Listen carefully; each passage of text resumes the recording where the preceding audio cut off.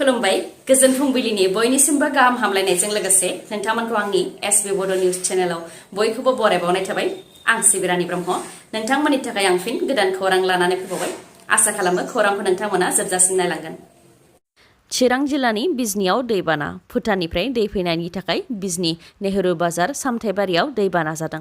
भुटाननिफ्राय दै फैनायनि थाखाय दैबाना जानाया बे बोसोरावनो बियो नैथि खेब होननानै फोरमायथिदों गामिनि रायजो राजाफ्रा। गिबियाव थांनाय सनिबाराव फुंनि 6:30 रिंगानिफ्रायनो दैबाना जादोंमोन। बेनि उनाव फिन मैया सानजौफु 12:30 रिंगानिफ्राय दै लोमजोबदों होननानै फोरमायथिबावदों। बेनिखायनो दैबाना जानायजों लोमजानाय रायजो राजाफोरखौ नायफैनानै खहा जानायखौ सुफुंनो थाखाय गेदेर गोलावफोरखौ नायफैनो थाखाय खावलायहरदों आरो माख्रा दैमाखौ मोजाङै थेनो थाखायबो खावलायहरदों। मख'नो गोनांदि भुटाननि दैया माख्रा दैमायाव गोग्लैफैनायनि थाखायनो माख्रा दैमानि खाथि खाला थानाय गोबां गामिफ्रा दैजों लोमजानो गोनां जायो। चिरां जिल्लायाव PMAY जि बिथांखिखौ लानानै बेले-बेजे। चिरां जिल्ला 14 नं चिरां-दुवार UPPL ब्लकनि थाइखाजरा VCTC-आव PMAY जि बिथांखिनि न' लुनो थाखाय सफैनाय रांनि सायाव बेले-बेजे खालामनायनि अजद होदों रायजो राजाफोरा।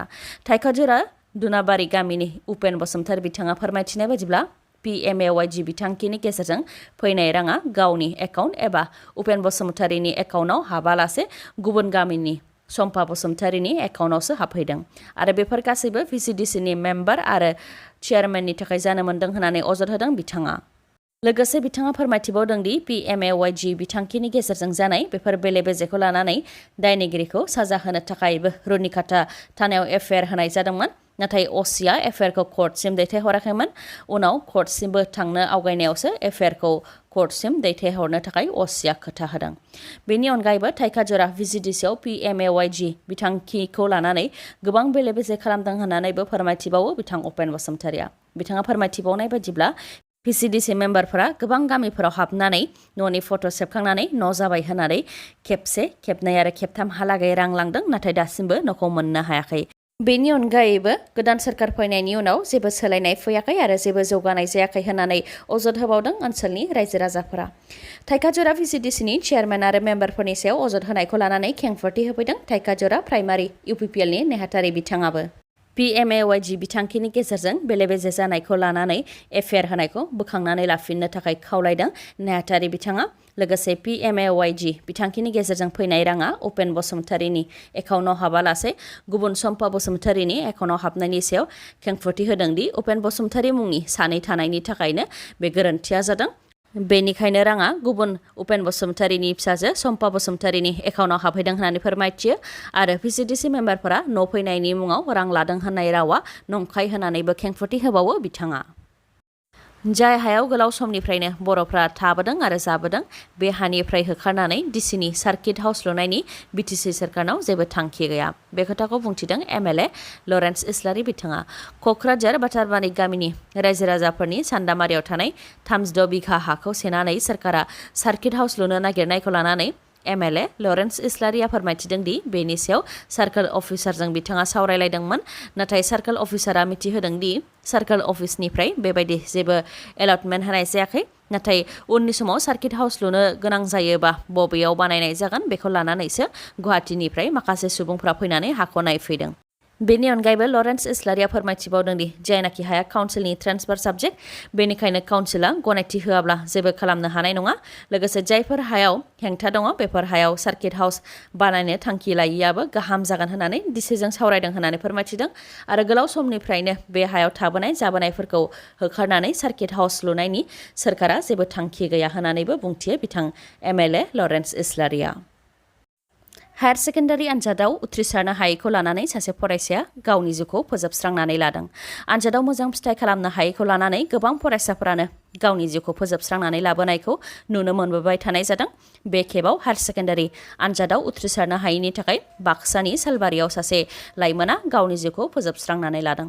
गबर्धना पुलिस थानानि सिङाव थानाय पाटिपुख्रि गामिनि दिलीप रायनि फिसाजो कार्बि रायआ HS रिजाल्ट मोनखांनायनि उनावनो गावनि जिउखौ फोजोबस्रांनानै लादों। बिथाङा BH कलेजाव फरायोमोन। जाथाय जानायनि उनाव गबर्धना पुलिस थानानि पुलिसा नुजाथि हैदों। आनजादाव उथ्रिसारनो हायैनि थाखायनो गावनि जिउखौ फोजोबस्रांनानै लानायखौ दुखु फोरमायथिदों ओनसोलनि रायजो राजाफोरा। 28 नं गयबारि बियाबनि सिङाव अनसाय बिथांखिनि गेजेरजों सा 76 मुलाम्फायारिफोरनो 5,000 राङै चेक राननानै होदों बिटिसिनि गाहाय प्रमद बर' बिथाङा। लोगोसे फोरमायथिबावदों दि अनसाय बिथांखिनि गेजेरजों बिटिसिनि मोनफ्रोमबो बियाबाव 200 गोरिब नखरफोरनो बे अनसुंथाइखौ होनाय जागोन। फिसा फिसा गला होग्रा जेरै फिथा दखान होग्रा साहा गला होग्राफोरनो होनाय जागोन होननानै फोरमायथिदों। बेनि अनगायैबो फरायसाफोर आरो सावस्रि फाहामथायनि थाखायबो 5,000 राङै बोसोरसेयाव गासै 27,000 नखरफोरनो होगोन आरो 3 बोसोरसिमाव गासै 1 लाख नखरफोरनो होगोन होननानै फोरमायथिदों प्रमद बर'आ। अनसाय बिथांखिनि अनगायैबो हांसो आरो दाउनि बिथांखिनि गेजेरजों 26,000 नखरफोरनो अनसुंथाइ होनाय जागोन। गिबियाव मुलाम्फायारिफोरा 5,000 राङै कन्ट्रिबिउसन होग्रोनो नांगोन। बेनि उनाव आद्राखौ सोरखारा होगोन होननानै फोरमायथिदों। आरो बोरमा, अमा, हेन्डलुम आबाद बायदिनि थाखायबो बिथांखिखौ लाबोगोन। लोगोसे MGNरेगा बिथांखिनिफ्राय लानानै रुरेल डेभेलपमेन्टनि बिथांखिफोरा जाहाथे 100% मावफुंजायो बेनि थाखाय जुलाइनि उननिफ्राय खामानि मावगोन होननानै फोरमायथियो प्रमद बर'आ। हायार सेकेन्डारि फाइनाल इयारनि रिजाल्टखौ मैया फोसावनानै होबाय। गासै आसामावनो आर्ट्सआव 83.48 जौखोन्दोआ उथ्रिसारनो हादों। साइन्स स्ट्रिमाव 92.19 जौखोन्दोआ उथ्रिसारनो हादों आरो कमार्सआव 87.27 जौखोन्दोआ उथ्रिसारनो हादों।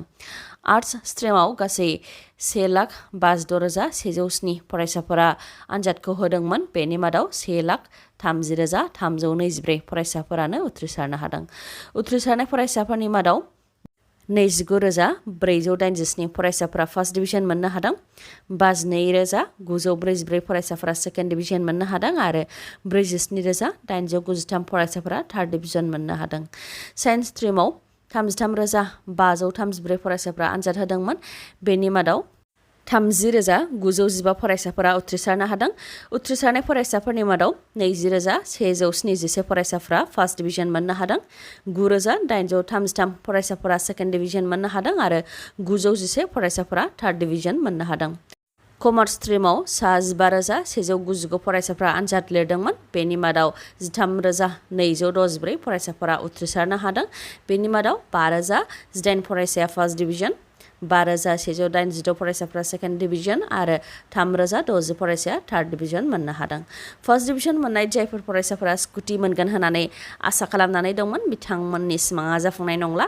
मानोना काट अफ मार्कनि सायाव बिथा खालामनानैसो स्कुटिखौ होनाय जागोन होननानै सोलोंथाइ बिफाननि मन्थ्रि डक्टर रनज पेगु बिथाङा फोसावदों। नाथाय काट अफ मार्कआ बेसेबां जागोन बेनि सायाव फोरमायथिनानै होआखै सोलोंथाइ बिफाना। मैया फोसावनानै होनाय हायार सेकेन्डारि फाइनाल इयारनि टपारफोरा जाहैबाय साइन्स स्ट्रिमनिफ्राय धृतिराज बास्तव कलिता बिथाङा 500नि मादावनो 491 मोननो हादों। कमार्सनि टपारा जाहैबाय सागर आगरवाल बिथाङा 500नि मादाव 482 नाम्बार मोननो हादों आरो आर्ट्सनि टपारा जाहैबाय साधना देवी आरो चेरी गहाय बिथांमोनहा 500नि मादाव 487 मोननो हादों। अनामिका ब्रह्म बिथाङाबो एमआइएल बर' आयदायाव आसामनि गेजेरावनो बांसिन नाम्बार लाखिनो हादों। बाक्सा जिल्लानि बागानपारा एक्सेलेन्ट एकाडेमिनि आर्ट्सनि फरायसा अनामिका ब्रह्मआ एमआइएल बर' आयदायाव 92 नाम्बार लानानै आसामनि गेजेरावनो स्टेट टपार जानो हादों। बिथांनि अनगायैबो बर्मानि पायनियर एकाडेमिनि धनिराम रामसियारि बिथाङा एडभान्स बड'आव गासै आसामनि मादावनो बयनिख्रुइबो बांसिन नाम्बार मोननो हादों। बिथाङा 96 नाम्बार मोननो हादों। मख'नो गोनांदि साइन्स स्ट्रिमाव बाक्सानिफ्रायनो बांसिन फरायसाफोरा उथ्रिसारनो हादों। गासै 98.27 जौखोन्दोआ उथ्रिसारनो हादों। आर्ट्सआव धेमाजि जिल्लानिफ्राय बांसिन फरायसाफोरा उथ्रिसारनो हादों। गासै 94.62 जौखोन्दोआ उथ्रिसारनो हादों।